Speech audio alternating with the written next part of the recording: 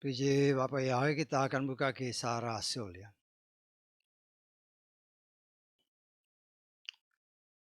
Kisah Rasul pasal 1 kita baca ayat 9 sampai 11.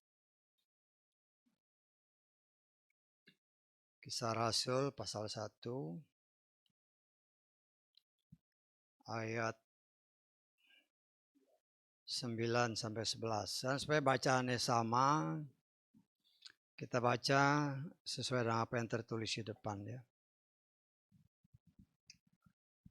Kisah Rasul 1 ayat 9 sampai 11 kita baca 3-4.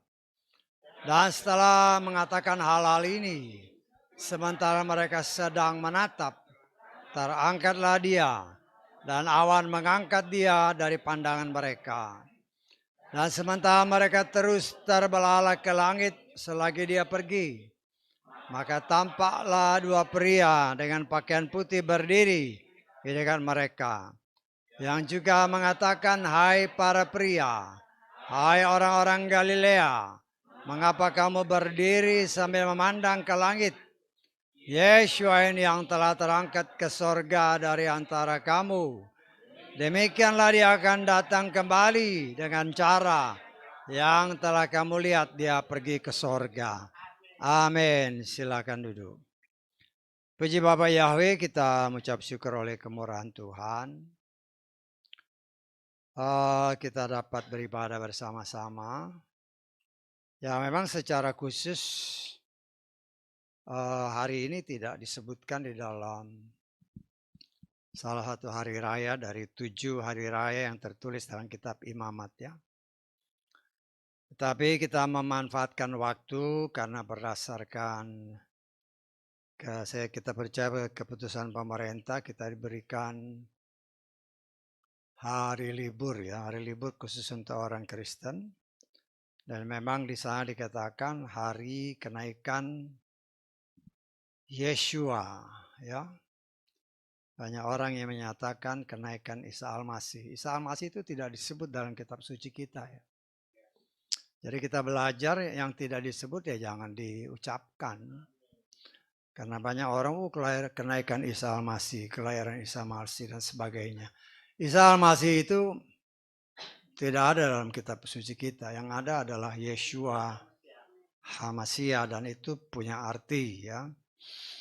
Nah, saudara yang dikasih oleh Bapak Yahweh, kita mengucap syukur oleh kasih kemurahan Tuhan. Kurang lebih 2000 tahun yang lalu ya, sesuai dengan firman Tuhan. Yeshua setelah mati karena dosa dan salah kita, manusia. Kemudian dia bangkit. Ya, kita sudah belajar ya. Hari kematiannya dan hari kebangkitannya. Hari kematian dan kebangkitan berdasarkan firman Tuhan. 3 hari, 3 malam dia mati dan dia bangkit. Ya, saya pernah kasih gambarannya ya. Dan walaupun banyak orang di luar sana, walaupun menamakan diri orang Kristen, tanpa sadar atau mungkin sadar,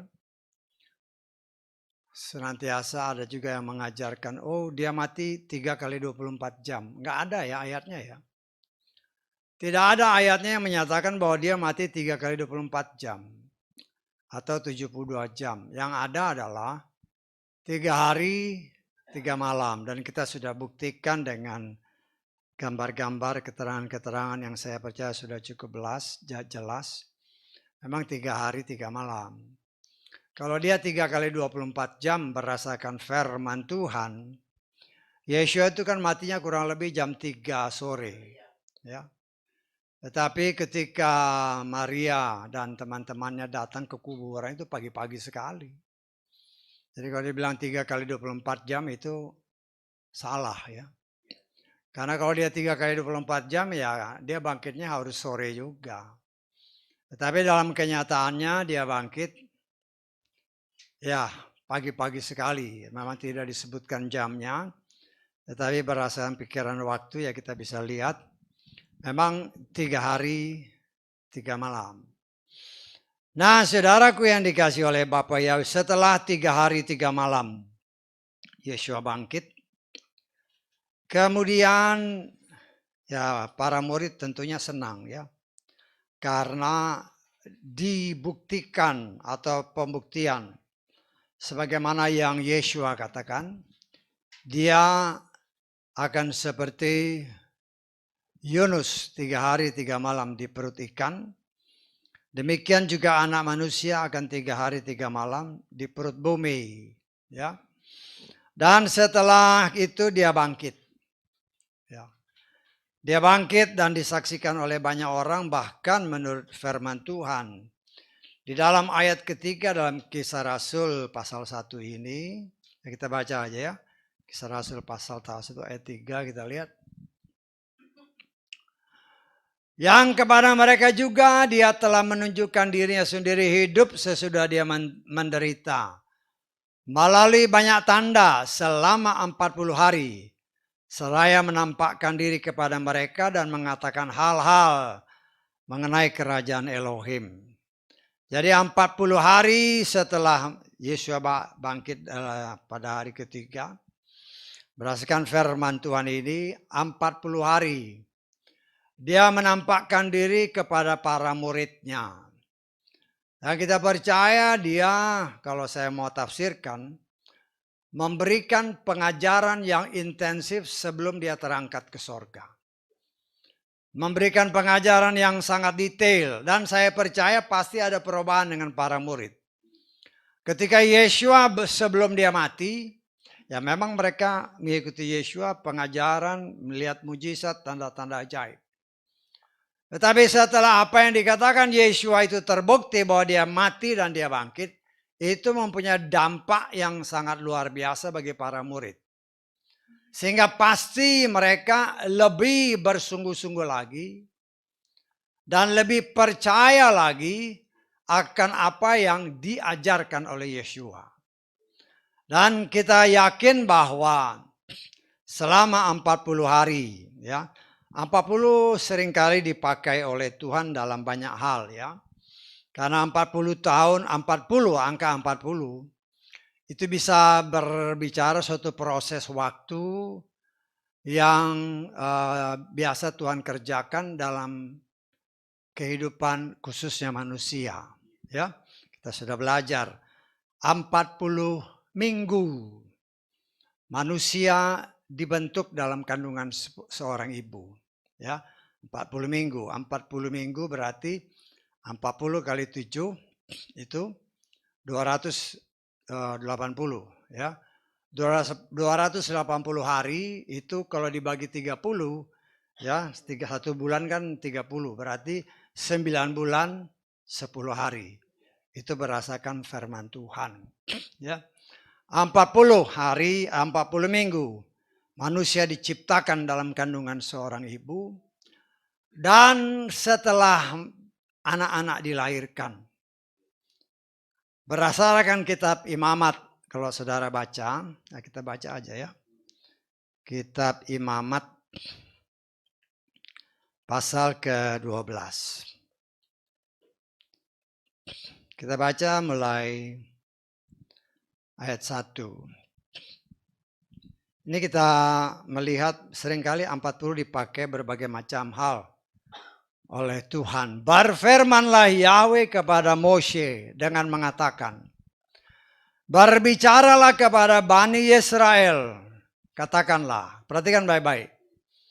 Ketika seorang wanita mengandung lalu melahirkan bayi laki-laki, maka dia menjadi najis selama 7 hari, seperti masa sakit haidnya, dia menjadi najis.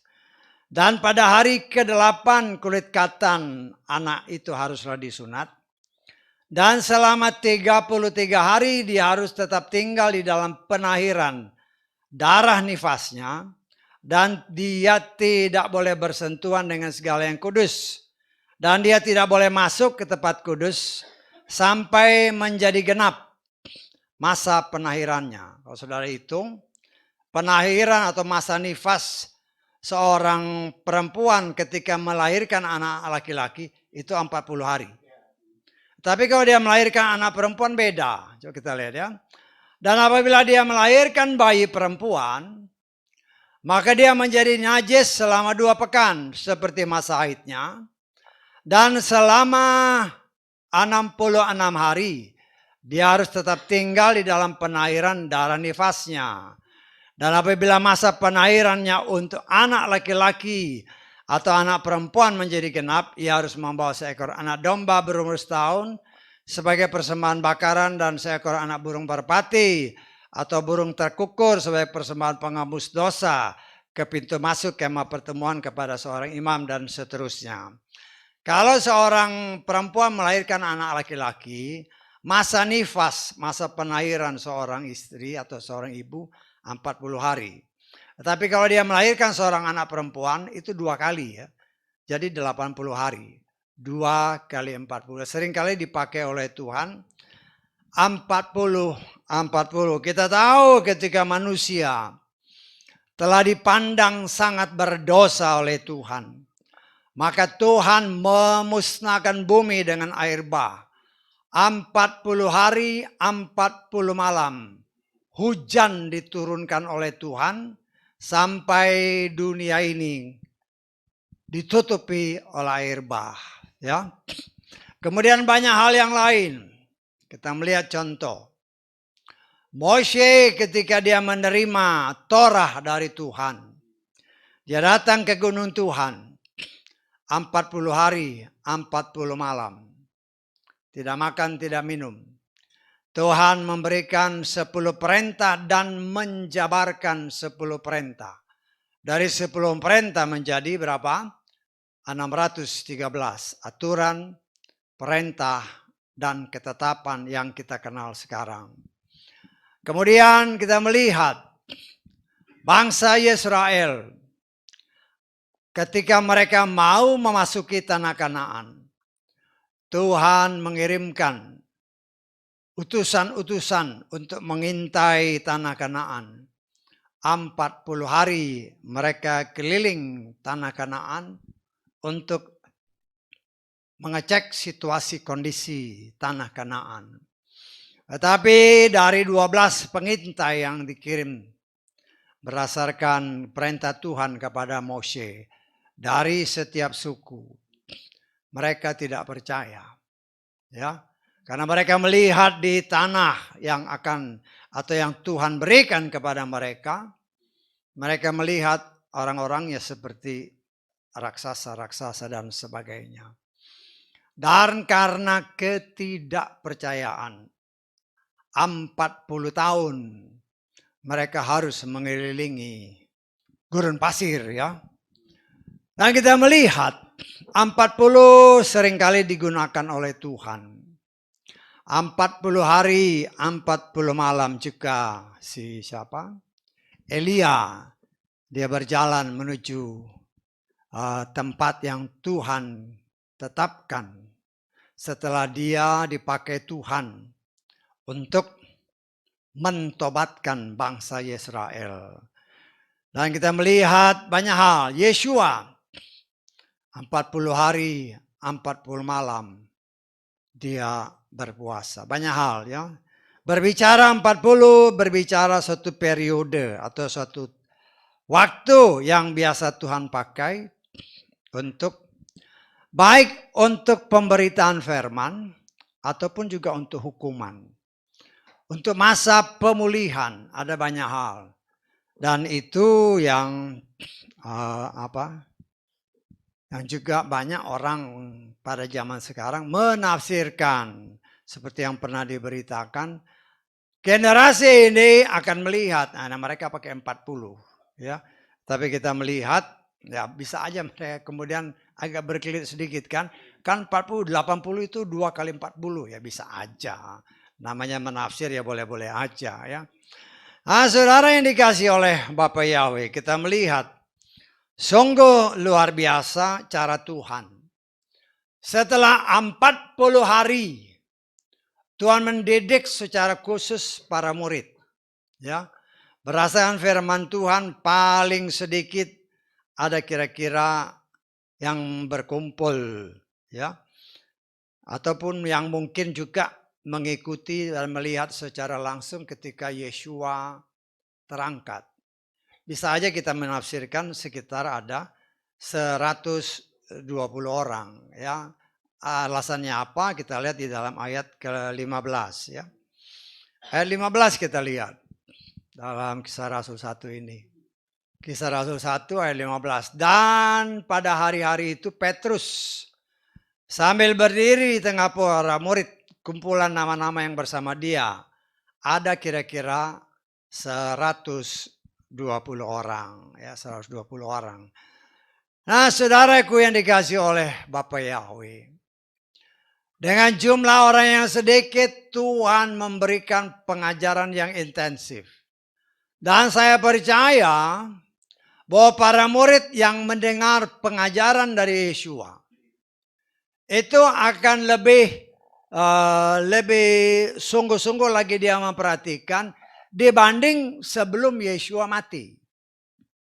Bisa ditangkap maksud saya? Karena sebelum dia mati kan mereka bisa menganggap itu sebagai ya ocehan-ocehan aja. Mereka mungkin sebagian tidak percaya kalau Yeshua itu akan mati dan bangkit. Tetapi setelah mereka melihat kenyataan bahwa apa yang dia katakan itu adalah suatu kebenaran dan mereka melihat dengan mata sendiri, mereka bahkan ya bisa aja dia pegang segala macam kan. Karena Yesus sendiri berbicara kepada siapa sih? Salah seorang muridnya, si Thomas ya. Ini masukkan tanganmu ke dalam tulang rusukku. Saudaraku yang dikasih oleh Bapa ya. Dan saya percaya sesuai dengan firman Tuhan. Bahwa Yeshua memberikan pengajaran yang sangat luar biasa. Mengenai, berdasarkan ayat ketiga tadi, mengenai kerajaan Elohim. Dan saya percaya itu semua pasti tertanam dengan sangat di dalam hati para murid.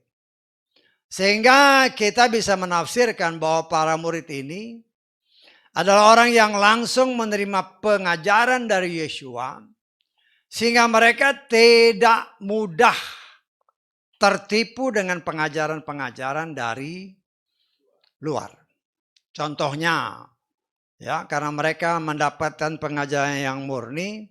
Contohnya, mereka dapat langsung mendeteksi ini pengajaran dari Yeshua atau bukan.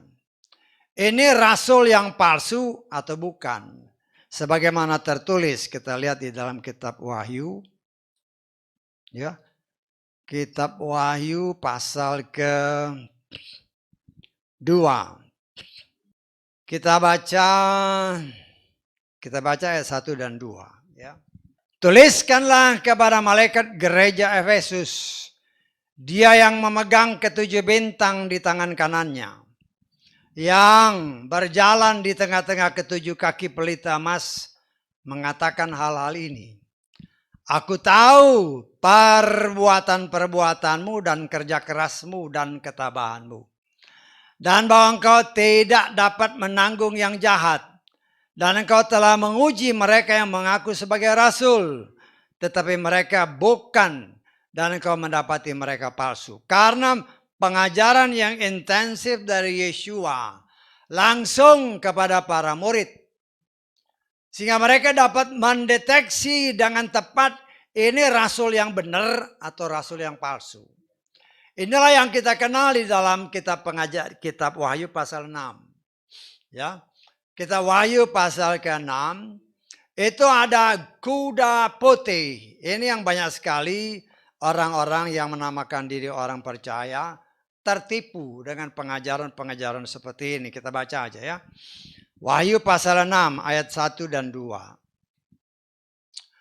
Aku melihat ketika anak domba itu membuka satu dari meterai-meterai. Perhatikan, siapa yang membuka? Yeshua. Jadi Yeshua yang buka, ya, umpamanya dia ini kitab, dia buka. Jadi yang buka itu Yeshua. Dan aku mendengar satu dari keempat makhluk hidup itu yang berkata bagaikan bunyi guntur, marilah dan lihatlah. Dan aku melihat, dan lihatlah seekor kuda putih. Dan dia menunggang di atasnya yang memegang sebuah busur. Dan kepadanya diberikan sebuah mahkota. Dan dia keluar untuk menaklukkan, bahkan agar dia dapat menaklukkan. Saya harus berani katakan, ya banyak orang menamakan diri orang-orang percaya, bahkan pelayan-pelayan Tuhan. Mereka bilang ini Yeshua, salah total ya. Itu salah total. Kenapa? Kita bandingkan dengan, nanti dibaca di rumah aja, Wahyu pasal 19.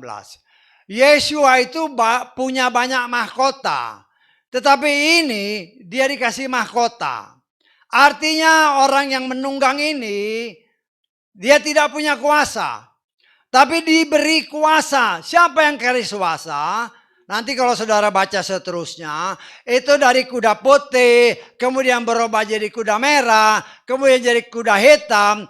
Engkau campur ini semua, warna putih, warna merah, warna hitam, diaduk semua, muncullah warnanya. Ini warna yang campur baur itu. Yang kalau dikatakan, kalau menurut terjemahan ini ya, dikatakan berwarna kuda hijau pucat.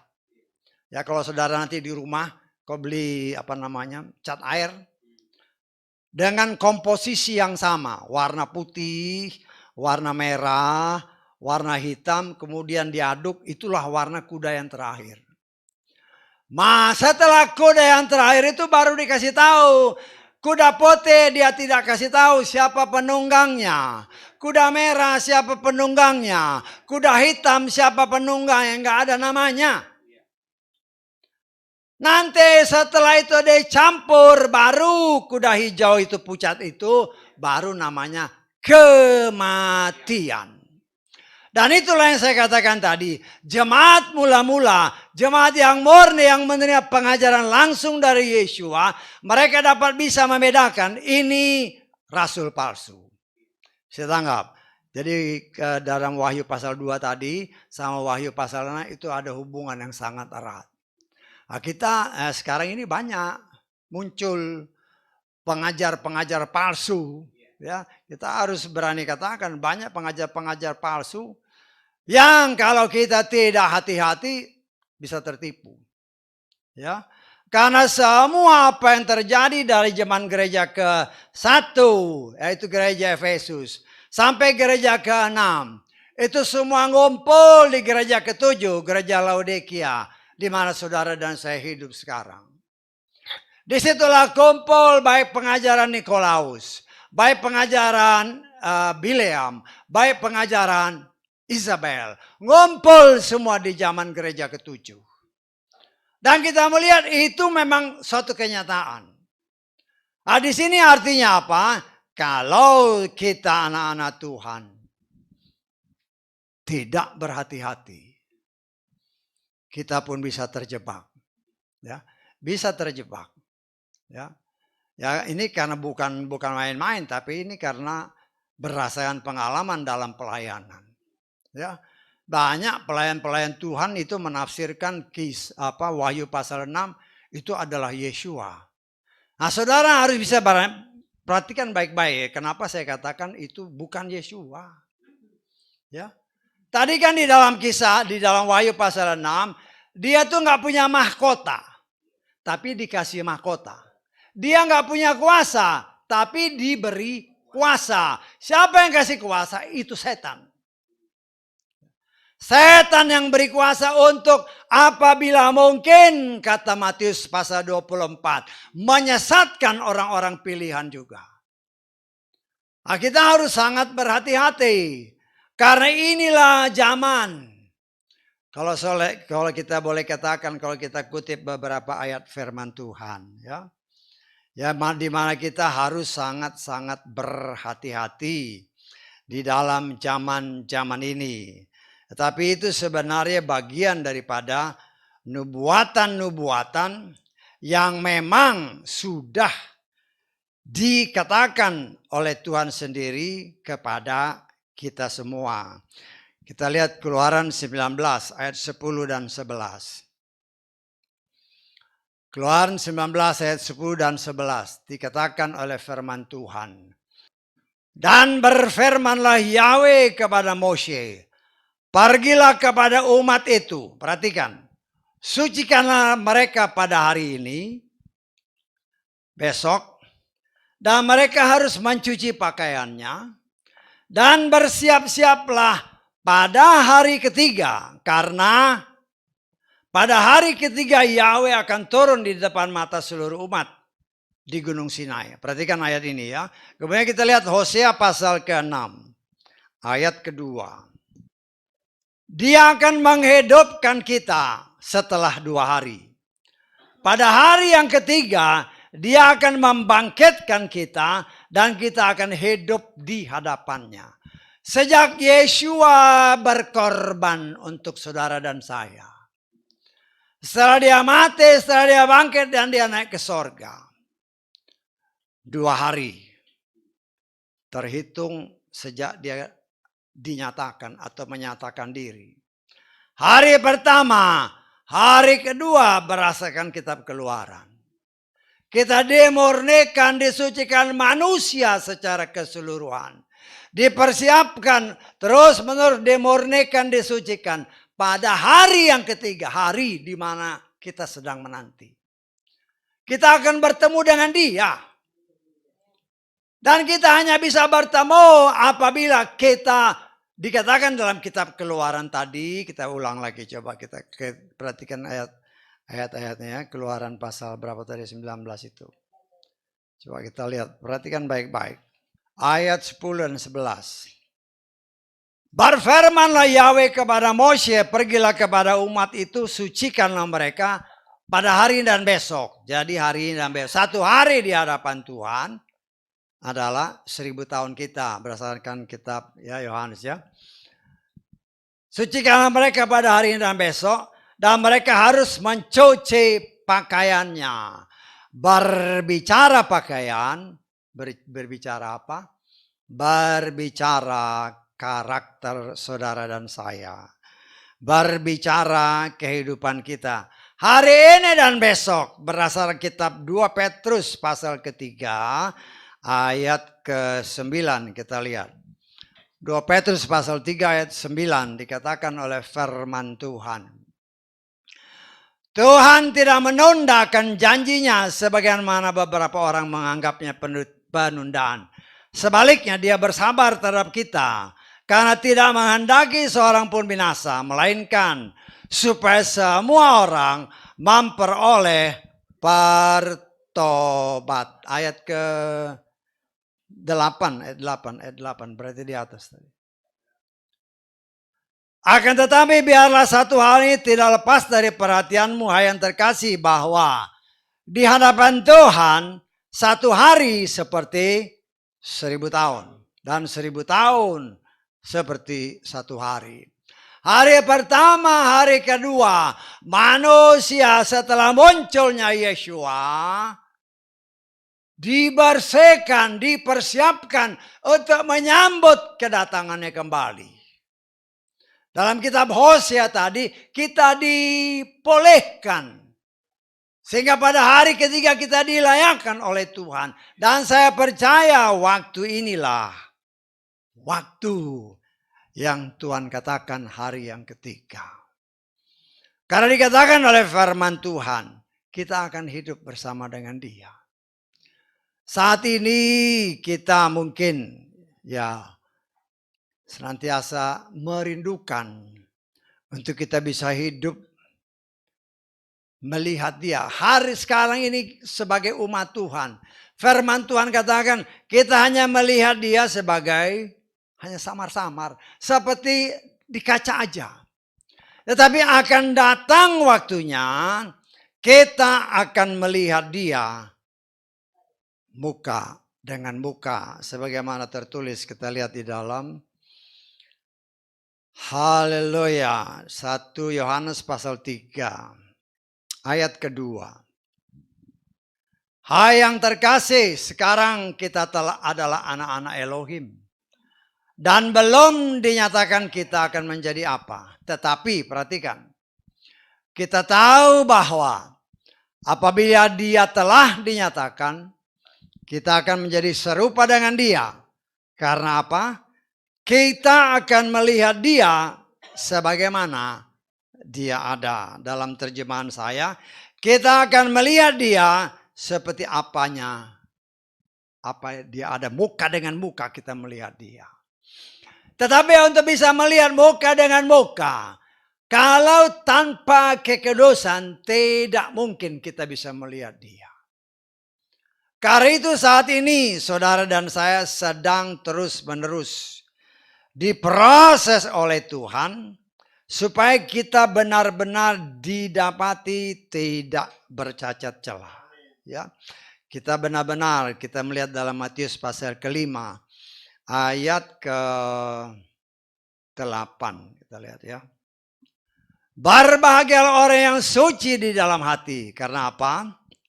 Mereka akan melihat Elohim. Karena itu saudaraku yang dikasih oleh Bapa Yahweh, saat ini saudara dan saya sedang diproses oleh Tuhan. Dalam proses, kan tadi bilang cuci pakaianmu. Berbicara pakaian, berbicara karakter kita, ya. Berbicara kehidupan kita, berbicara tingkah laku perbuatan kita. Itu bukan asal ngomong aja, tetapi itu tertulis. Kita lihat dalam Wahyu 19 ayat ke-8. Wahyu 19 ayat 8. Dan kepadanya dikaruniakan agar memakai pakaian kain linen yang halus, bersih dan bercahaya. Karena kain linen yang halus adalah perbuatan-perbuatan yang benar dari orang-orang kudus. Ya, nanti kalau saudara baca juga di dalam ayat seterusnya, nanti saudara baca Yeshua itu kayak apa. Yeshua itu dia punya banyak mahkota. Kita baca aja lah, mumpung ada di sini ya. Kita lihat di sini ya, supaya kita tahu bahwa kalau Yeshua itu dia punya banyak mahkota dibandingkan Wahyu pasal 6 ya. Kita baca ayat 11, coba lihat. Ini Yeshua, ini jelas Yeshua. Kalau Wahyu pasal 6 tadi itu setan. Aku melihat sorga yang terbuka. Sorga berarti pasti dari dia. Lihatlah sama-sama kuda putih. Setan itu peniru ulung. Tadi ke Wahyu pasal 6 juga pakai kuda putih. Supaya mengelabui orang percaya, dan memang banyak yang tertipu. Saya bukan ngomong sembarangan, tapi banyak namanya pelayan Tuhan itu dia bilang itu Yeshua. Itu setan. Ya. Tapi kalau sini, ya aku melihat surga yang terbuka. Lihatlah seekor kuda putih dan dia yang duduk di atasnya disebut benar, setia dan benar. Dia menghakimi dan berperang dalam kebenaran. Matanya seperti nyala api. Perhatikan, di atas kepalanya ada apa? Banyak mahkota. Tadi itu mahkotanya dikasih. Tadi yang ditulis dalam Wahyu 6, dia nggak punya mahkota. Dia dikasih mahkota, dia diberi kuasa. Dan dia menipu banyak orang. Termasuk mereka yang menamakan dia orang percaya. Kalau Yeshua banyak mahkotanya. Dan ditulis namanya ada. Ya kalau saudara baca nanti ayat seterusnya. Kita melihat saudaraku yang dikasih oleh Bapa Yahweh. Kita sedang dalam proses. Yang Tuhan sedang kerjakan supaya kita memiliki pakaian yang bercahaya. Supaya kita benar-benar kudus, suci dan tak bercacat celah di hadapan Tuhan.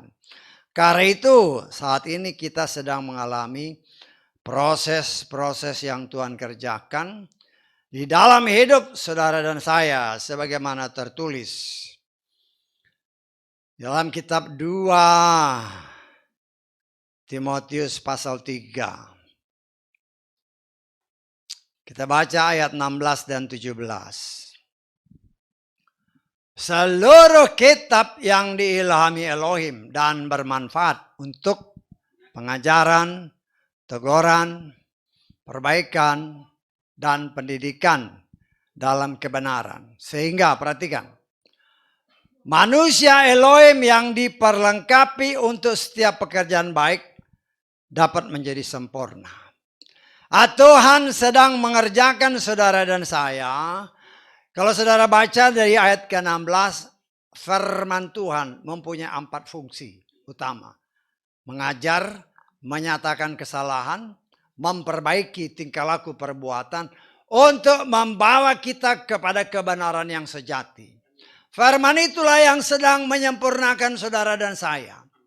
Roh, jiwa, dan tubuh dan seluruh hidup kita ini sedang dibersihkan oleh Tuhan. Semua yang masih kedagingan dipangkas habis karena ada tertulis. Firman Tuhan itu lebih tajam daripada pedang bermata dua manapun. Dia menusuk amat dalam, bukan menyinggung. Kalau banyak orang, oh saya tersinggung, itu belum apa-apa. Dia menusuk amat dalam. Dia sanggup memisahkan tubuh, roh, dan jiwa kita supaya benar-benar dibersihkan dari semua yang berasal dari dunia. Kenapa? Karena ada tertulis dalam kitab Yohanes bahwa dunia ini dikuasai oleh si jahat. Dan kita sudah belajar bahwa ada anak Bapa Yahweh, ada anak Elohim, dan ada anak setan. Dan kita tahu karena bercampur baurnya manusia. Darahnya sudah campur aduk. Dan itu hanya bisa dipisahkan oleh Tuhan. Dan kita sudah belajar kan, pada awalnya darahnya cuma satu. Darahnya itu hanya darah Adam. Kemudian Tuhan mengambil tulang rusuknya, diciptakanlah Hawa.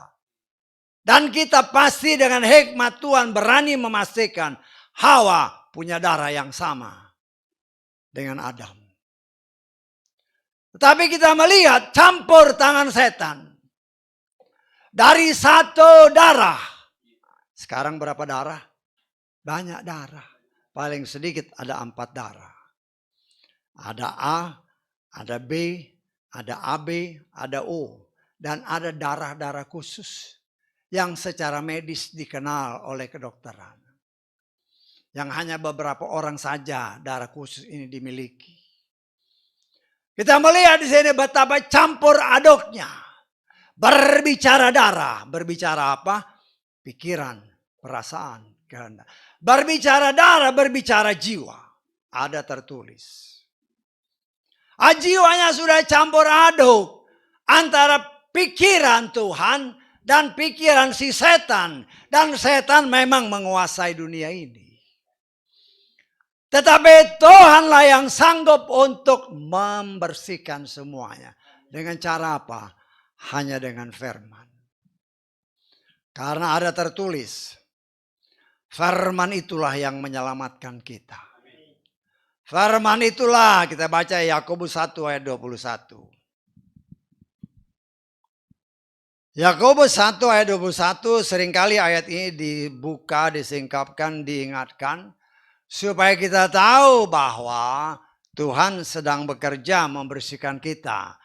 Sebab dengan menyingkirkan segala kotoran dan banyak kejahatan. Terimalah dengan kelemah lembutan firman yang ditanam yang dapat menyelamatkan jiwamu. Perhatikan baik-baik. Kita harus dengan tindakan sendiri dalam ayat-ayat. Coba di atas ke atas tadi. Menyingkirkan segala kotoran dan banyak ayatnya tindakan dari kita. Disingkirkan dulu kotoran-kotoran ini yang berasal dari dunia. Untuk kita bisa menerima dia, menerima firman tanpa kita mau dibersihkan, tidak bisa. Artinya apa? Kalau saudara baca benar-benar ayat ini, ya. Pernah disingkapkan. Firman itu terbuka bagi semua orang. Semua orang bisa beli kitab suci kita. Atau yang kita pakai. Semua orang bisa baca kitab suci. Tetapi tidak semua orang bisa mengerti firman. Saya tangkap. Tidak semua orang bisa mengerti. Mereka bisa hafal. Tetapi tidak bisa mengerti dan tidak bisa melakukan. Kenapa? Nah itu yang jadi pertanyaan. Karena masih ada kotoran, masih banyaknya kejahatan. Masih dikuasai seutuhnya oleh setan. Karena itu diajarkan oleh firman Tuhan. Diajarkan oleh firman Tuhan. Yesua memberi contoh yang sempurna. Ketika dia datang kepada Yohanes Pembaptis, ya, Yohanes Pembaptis menolak untuk membaptis Yesua. Tetapi apa yang dikatakan oleh Yesua? Kita lihat di dalam Matius pasal 3 ayat 13 mulai. Perhatikan baik-baik ya, ini semua adalah pengajaran supaya kita mengerti tidak semua saudara boleh, manusia itu boleh pintar luar biasa. Dia bisa menguasai firman, tetapi belum tentu bisa melakukan dengan benar. Kenapa? Ya masih ada kotoran-kotoran itu. Kemudian datanglah Yesua dari Galilea ke Yordan kepada Yohanes. Untuk apa? Untuk dibaptis. Yesua memberi contoh untuk supaya menjadi layak di hadapan Bapa Yahweh, ini proses harus dilakukan. Kemudian dikatakan, kemudian datanglah Yesua dari Galilea ke Yordan kepada Yohanes untuk dibaptis olehnya. Perhatikan ayat selanjutnya. Namun Yohanes mencegah dia dengan berkata, seharusnya aku yang perlu dibaptis olehmu, malah engkau yang datang kepadaku. Terus, akan tetapi sambil menanggapi Yesua berkata kepadanya, turutilah sekarang karena demikianlah yang seharusnya terjadi pada kita untuk menggenapi seluruh kebenaran. Yesua kasih contoh, ini harus dilakukan. Yesua kasih contoh, ini harus dilakukan. Dan kita sudah belajar, Yesua kenapa lakukan ini? Dia harus mengikuti Torah. Dia harus mengikuti alur Torah. Yesua mengajarkan harus bertobat, harus bersih, harus dengan keinginan sendiri. Mengoborkan manusia lama yang dilahirkan oleh seorang ibu. Karena ada tertulis, semua manusia yang dilahirkan oleh seorang ibu. Ibunya berdosa, dikandung berdosa, lahir dalam dosa, hidup dalam dosa. Tidak ada dosa yang bisa masuk ke dalam kerajaan sorga. Karena itu berdasarkan Roma pasal 6 ayat 1 dan seterusnya. Semua yang dikandung oleh seorang ibu harus dikuburkan kembali melalui baptisan. Ya. Dikuburkan melalui baptisan. Sehingga inilah yang dikenal. Dia lahir baru, lahir dari firman. Setelah dia lahir dari firman, ada tertulis di dalam ayat ke-17. Ayat seterusnya kita lihat sini. Ya. Ayat 16 coba kita lihat. Dan sesudah dibaptis, Yesus segera keluar dari air. Dan tanpa langit terbuka baginya dan dia melihat Roh Elohim turun bagaikan seekor burung merpati dan datang ke atasnya. Dan perhatikanlah, satu suara dari sorga yang mengatakan, inilah putraku yang terkasih, kepadanya lah aku berkenan. Apa artinya? Saya katakan firman itu rahasia. Engkau boleh very smart people, sangat pintar, sangat jenius. Engkau bisa hafal, tetapi kalau engkau bukan anak Tuhan, gak bisa kau lakukan. Gak bisa. Kenapa? Karena firman itu rahasia. Ya. Yesua ada suara berkata, inilah anakku yang kukasihi. Setelah jadi anak, otomatis firman itu dibuka oleh Tuhan. Ini artinya. Dan ketika kita mengerti firman itu, maka firman itulah yang membersihkan kita. Seperti yang dikatakan dalam kitab Yakobus 1 ayat 21 tadi. Jiwa saudara dan saya harus dibersihkan. Total. Sehingga kita memiliki jiwa Yesua, pikiran, perasaan. Kenapa? Nah, itu yang jadi pertanyaan kan. Kenapa kita harus memiliki seperti dia? Karena kita akan memerintah bersama dia. Sebagaimana kitab Wahyu menyatakan. Kita lihat lagi ya, Wahyu pasal ke berapa itu? Pasal ke-5 kita lihat. Ayat ke-10. Dan engkau telah menjadikan kami raja-raja dan imam-imam bagi Elohim kami. Perhatikan. Dan kami akan memerintah di atas bumi. Saudara dan saya yang diajarkan oleh firman Tuhan dipersiapkan untuk menjadi raja dan hakim memerintah bersama dia. Sebagaimana tertulis. Kapan? Setelah kita diangkat, kemudian kita akan memerintah bersama dengan dia 1000 tahun lamanya di muka bumi ini. Kita lihat di dalam Wahyu pasal ke-20. Ya. Kita baca ayat ke-4. Tapi saudara baca semua ya. Karena ini semua janji-janji Tuhan. Saya lengkap-lengkap sedikit supaya kalau enggak kepanjangan. Tapi nanti saudara baca supaya ngerti saudara dan saya itu sedang dipersiapkan menjadi raja, menjadi hakim. Tetapi ingat, yang memerintah bukan kita. Bukan jiwa kita lagi. Tubuh fisik memang mungkin fisik kita. Tetapi jiwa kita sudah jiwa Yeshua. Setanggap. Jadi yang memerintah itu Yeshua. Karena kalau jiwa kita bahaya, nggak mungkin adil. Ya. Karena itu jiwa Yeshua sedang ditanam ke dalam jiwa kita. Jiwa yang lama ini dirubah, diberikan jiwa Yeshua. Untuk apa? Untuk ini kita baca ayat ke-4. Aku melihat tahta-tahta dan mereka yang duduk di atasnya. Dan penghakiman telah diberikan kepada mereka. Dan jiwa-jiwa mereka yang dipenggal karena kesaksian Yeshua. Dan karena firman Elohim. Serta siapapun yang tidak menyembah binatang buas itu maupun ikonnya. Dan tidak menerima tanda pada dahinya atau pada tangannya. Dan mereka hidup, perhatikan. Memerintah bersama Hamasya berapa?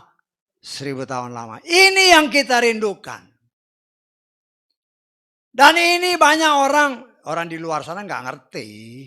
Ya. Oh nanti kiamat. Kiamat dalam pengertian umum dunia ini hancur. Tidak.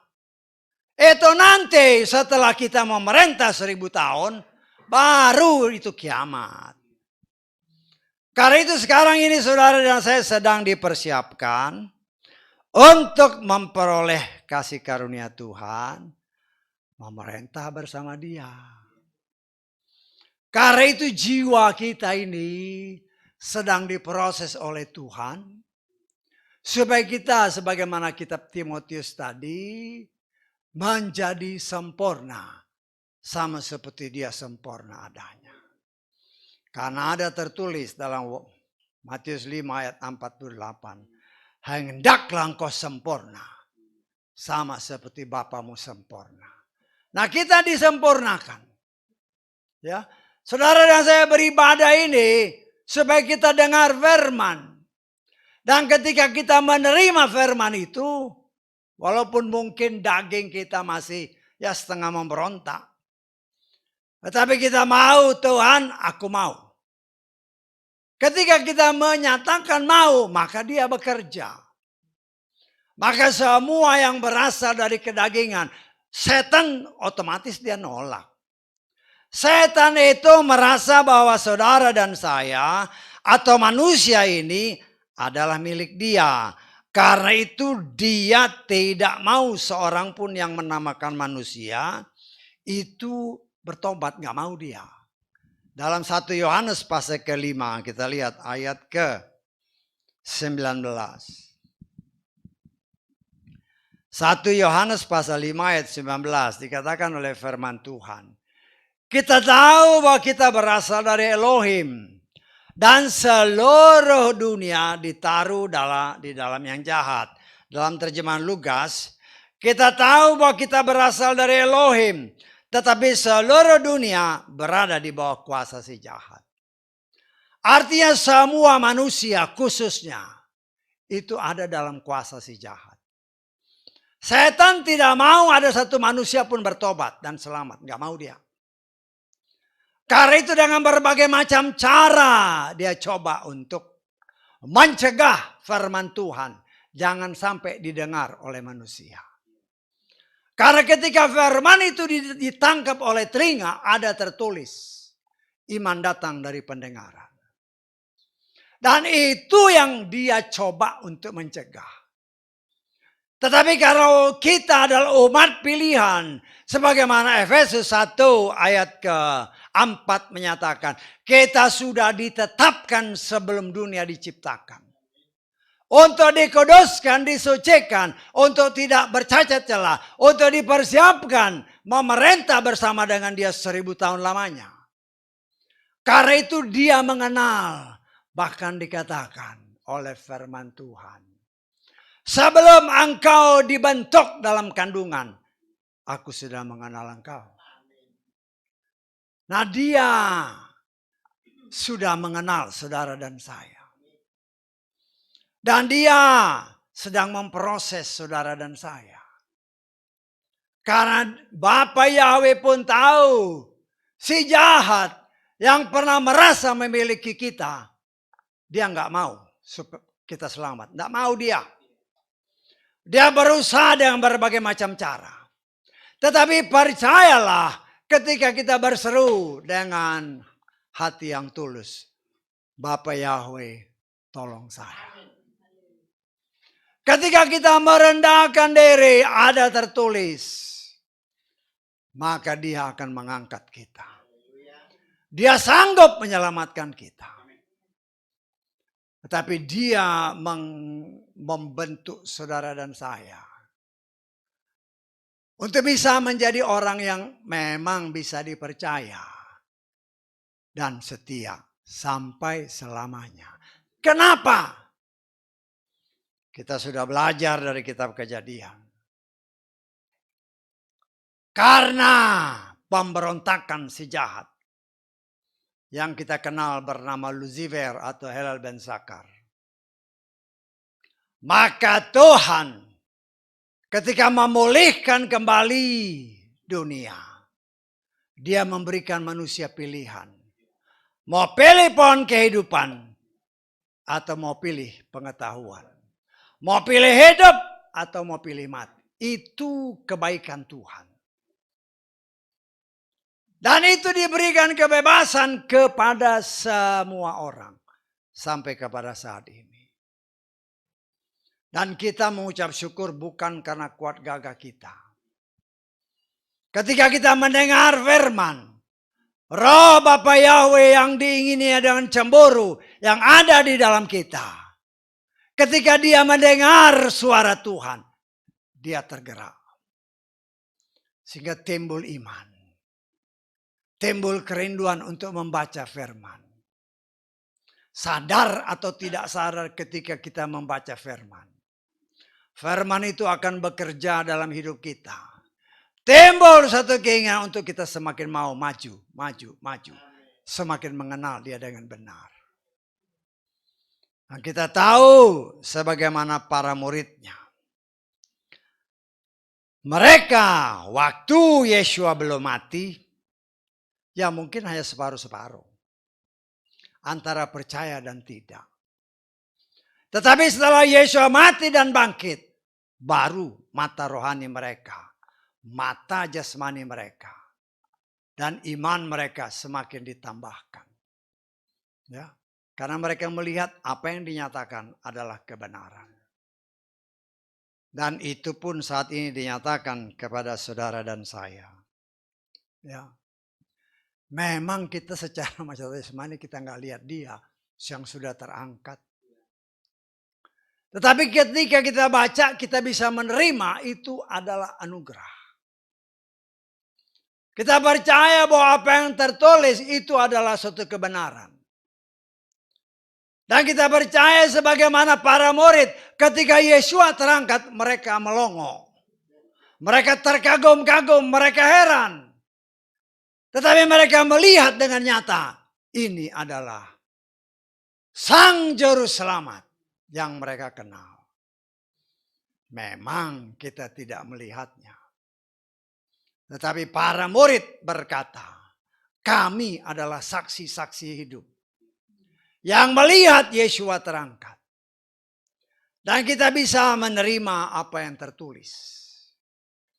Dan bukan karena kuat gagah kita bisa menerima dan bisa membaca. Kita bisa mengerti.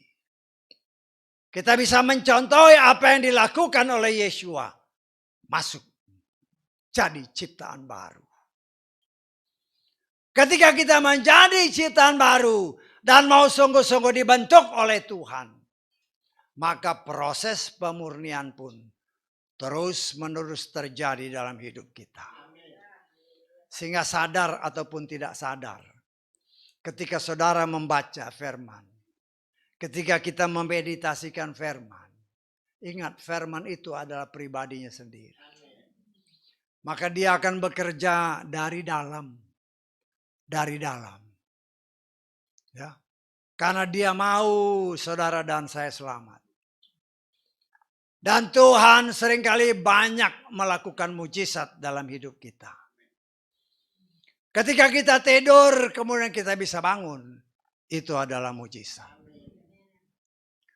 Ketika kita bisa duduk, bisa berjalan, bisa makan. Itu mujizat. Kita bisa menyanyi, kita bisa bekerja. Itu mujizat. Begitu banyak mujizat-mujizat yang kita lakukan. Atau yang kita alami. Tetapi mungkin karena seolah-olah itu merupakan suatu rutinitas.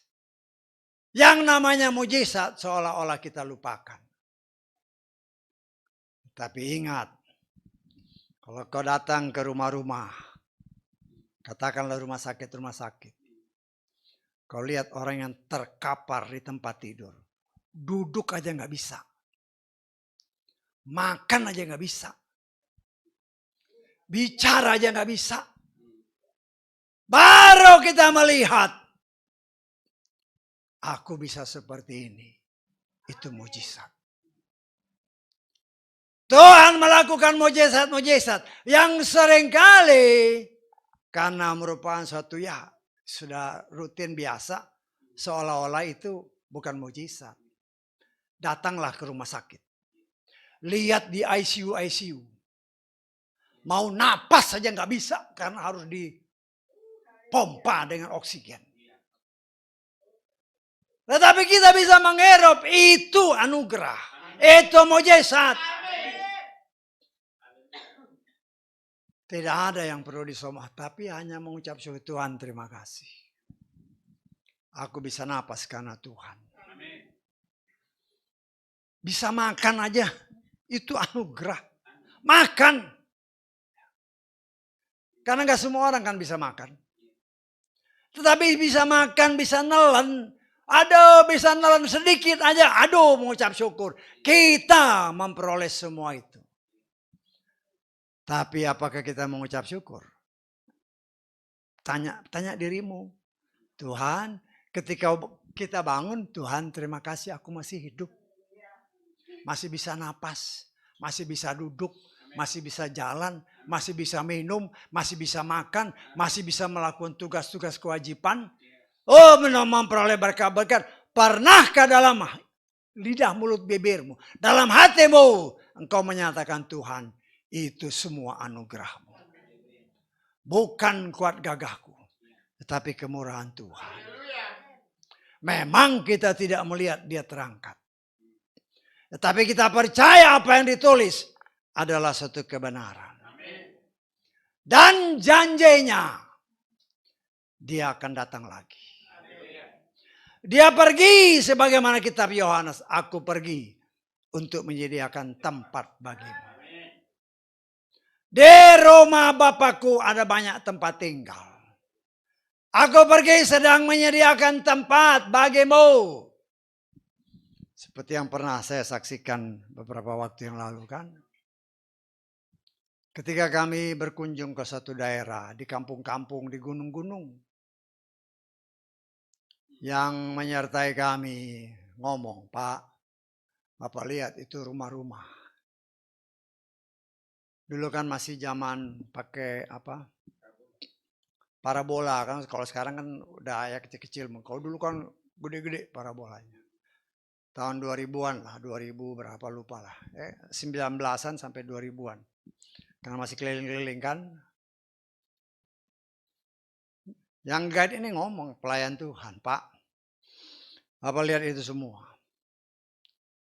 Itu rumah-rumah bagus, ada parabola-parabola. Tandanya, ada keluarga mereka yang kerja di luar negeri. Dapat gaji dari luar negeri, dia kirim ke rumah. Dibangun oleh istri, oleh keluarga. Nanti kalau dia pulang, semua sudah bagus. Langsung saya teringat, Yeshua berkata, aku pergi menyediakan tempat bagimu. Yang jadi masalah, apa yang kau kirim ke sana? Saya sangat. Orang-orang itu bisa bangun karena ada kiriman dari luar. Apa yang kita kirim ke sorga, apa yang kita tabung, ada tertulis, simpanlah hartamu di sorga, kata Yeshua. Di mana ngengat dan karat tidak ada di sana. Itulah yang kita harus lihat. Apa yang sudah aku berikan di sorga. Jangan-jangan nanti bisa aja kita naik ke sorga, tapi rumahmu reot. Nggak bisa komplain, nggak ada apa-apa yang kau kirim ke sana. Artinya, saudaraku yang dikasih oleh Bapa Yahweh. Sebagaimana para murid ketika melihat Yesus terangkat, mereka melongo. Dan mungkin, ya, kalau kita bisa nanti waktu dia angkat jemput kita di angkasa, kita juga ngelongo, kok bisa diangkat? Ya, beberapa penglihatan, oh saya diangkat. Cuma bisa turun lagi karena belum waktunya diangkat. Tetapi saya percaya bahwa pengangkatan itu ya dan amin nyata. Karena itu berapa siap kita? Hari pertama, hari kedua sudah lewat. Sekarang kita sedang dibersihkan, kata kitab Keluaran tadi. Dibersihkan, disucikan, dimandikan. Supaya kita layak untuk tidak ada lagi tarikan dunia. Kita hanya bisa diangkat apabila gravitasi bumi sudah lenyap. Semua keinginan daging, keinginan mata, keangkuhan hidup diputuskan dari dalam hidup kita. Bukan berarti bagaimana saya hidup, lo hidup ya biasa aja. Tapi bukan lagi itu merupakan sesuatu yang bisa memberatkan kita. Karena ada tertulis, yang punya rumah, yang punya ini, yang anggaplah tidak punya apa-apa. Itu memang dianugerahkan Tuhan untuk kita pakai. Tapi jangan semua itu menjadi penghalang untuk kita melakukan firman Tuhan. Nah, kita belajar, saudara. Karena sebagaimana malaikat-malaikat berkata, Yesus yang kau lihat dia terangkat, dia akan kembali seperti dia diangkat. Nah, sebagaimana kita sudah pelajari. Ketika Ribka sedang dalam perjalanan, diantar oleh Eliezer menuju ke tempat calon suami, yaitu Yitzhak. Yitzhak dari rumahnya keluar. Kemudian mereka bertemu di tengah jalan. Yitzhak membawa Ribka ke rumahnya. Demikian saudara dan saya sebagai orang pilihan Tuhan. Eliezer akhir zaman sedang mencari jiwa-jiwa Ribka akhir zaman. Dipersiapkan untuk dipertunangkan. Dipersiapkan menjadi pengantin Hamasiah. Sebagaimana apa yang dikatakan oleh siapa? Paulus, aku sedang mempersiapkan engkau sebagai pengantin Kita lihat di dalam 2 Korintus pasal 11. Ayat kedua. Sebab aku mencemburi kamu dengan cemburu ilahi. Karena aku telah mempertunangkan kamu kepada seorang suami untuk mempersiapkan seorang perawan yang suci bagi Hamasia. Ini gambaran daripada Eliezer Arisaman. Ya, kita dipersiapkan sebagai perawan yang suci untuk kelak bertemu dengan pengantin sang juru selamat, yaitu Yeshua.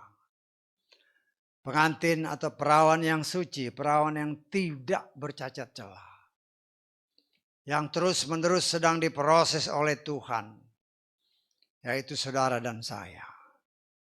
Tetapi ingat, Tuhan tidak pernah memaksakan kehendaknya.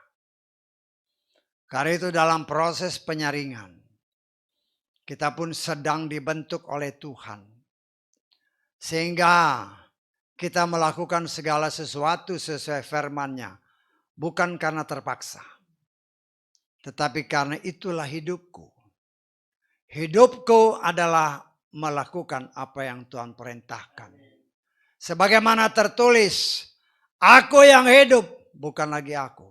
Tetapi Yeshua yang hidup di dalam aku. Ya, sekarang menjadi masalah. Apakah itu hanya merupakan kata-kata yang tertulis?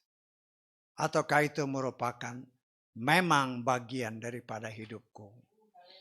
Karena itu saudaraku yang dikasih oleh Bapa Yahweh, mari di dalam proses apa yang Tuhan sudah kerjakan bagi saudara dan saya. Dia sedang melakukan tahap-tahap air sebagaimana apa yang disingkapkan bagi kita. Waktunya sudah di ambang pintu. Memang kita tidak tahu kapan. Tetapi apakah kita sudah siap? Ya.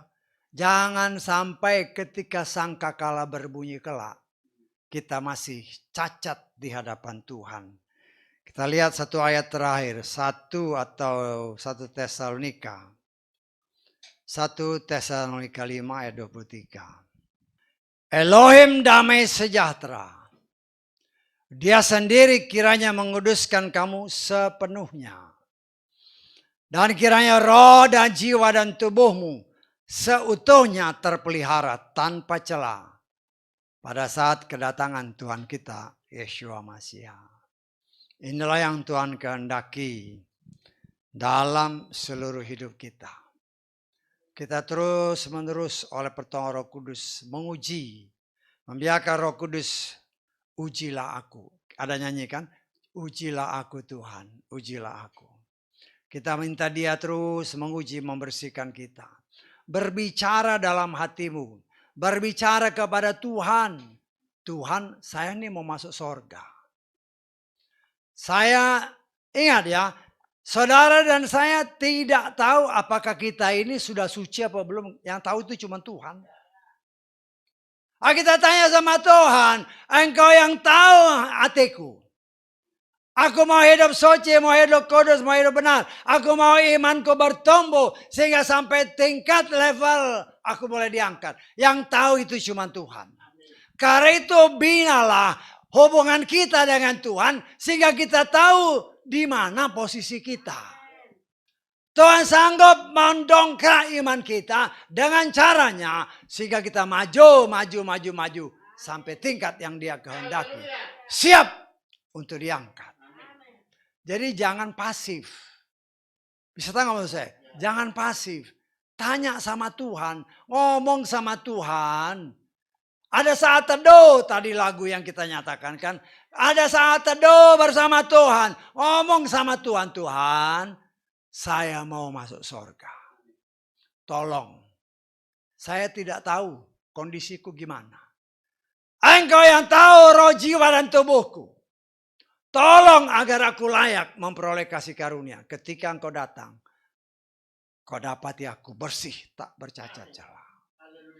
Nah, saya sebagai pelayan Tuhan hanya menghimbau kita semua, termasuk diriku. Saya sendiri sering tanya. Saya tanya sama Tuhan. Ya. Tuhan, hanya Engkau yang tahu kan. Karena kita tidak tahu, kita bilang sudah suci, sudah bersih. Tapi apa benar? Yang tahu itu kan hanya Tuhan. Iman kita sampai di mana? Hanya Tuhan yang tahu. Enggak ada ukurannya, enggak ada standarnya. Iman memang dikatakan iman yang sempurna. Menurut kita sempurna. Apakah itu sesuai kehendak Tuhan? Belum tentu. Dan saya percaya itu bagian dari rahasia Tuhan. Nah, kita minta, ingat engkau dan saya adalah anak-anaknya. Ya tanya Tuhan, tiliklah. Ya, berdoa nanti ketika kau malam sendirian. Ya, berdoa sama Tuhan. Supaya apa? Supaya ibadah itu jangan percuma. Capek-capek ibadah nggak masuk sorga mau ngapain? Tuh, capek-capek ibadah nggak masuk sorga mau ngapain? Karena itu ngomong sama Bapak kita. Dia mau kita berkomunikasi dengan dia. Antara Bapak dan anak. Ngomong Tuhan. Ya, kalau kita punya kelemahan Tuhan. Aku masih susah percaya begini. Aku masih susah melakukan ini. Ngomong. Maka dia akan memberikan jalan. Dia akan menolong. Dia akan memampukan anak-anaknya. Menjalani jalan setapak yang memang sudah Tuhan siapkan. Karena itu saya sebagai pelayan Tuhan menghimbau kita semua. Lebih banyak berkomunikasi dengan Tuhan secara pribadi. Kadang-kadang permasalahan Tuhan izinkan terjadi. Ya, permasalahan kan setiap manusia selama namanya manusia hidup, masalah itu ada. Tetapi ada tertulis. Ketika masalah terjadi, jangan engkau ngomel. Itu bukan anak Tuhan. Kita belajar karena ada tertulis, mengucap syukurlah dalam segala hal. Kalau kita masih ngomel, masih menggerutu, berarti kita seharusnya bisa menilai diri kita sendiri. Ternyata aku masih jauh dari sempurna. Tetapi apabila kita menghadapi permasalahan dan kita belajar, Tuhan terima kasih. Terima kasih. Bahkan kita menyanyi dia, memuji, menyembah dia. Ingat ketika kita memuji Tuhan, ketika kita menyembah Tuhan, kita mengundang hadiratnya. Ketika hadiratnya ada, ketika ada hadirat Tuhan, setan pasti lari. Pasti. Dan kita harus percaya itu. Sehingga kita, Tuhan izinkan melihat bagaimana pekerjaan Tuhan di dalam menolong saudara dan saya supaya benar-benar hidup sesuai kehendaknya. Ingat, waktu kedatangannya seperti apa yang dikatakan malaikat kepada para murid. Sudah di ambang pintu. Karena itu seberapa siap. Karena itu mari berusaha bersama-sama. Berdoa bersama-sama. Nah, saya percaya oleh pertolongan Roh Kudus kita akan maju. Sehingga ketika dia turun nanti. Kita akan diangkat. Nyongsong bertemu dia di angkasa. Haleluya. Amin. Mari kita bangkit berdiri.